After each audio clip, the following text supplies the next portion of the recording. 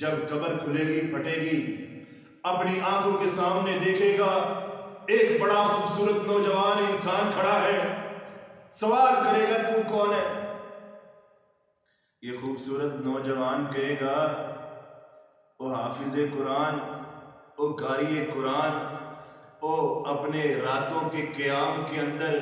قرآن حکیم کی تلاوتیں کرنے والے انسان،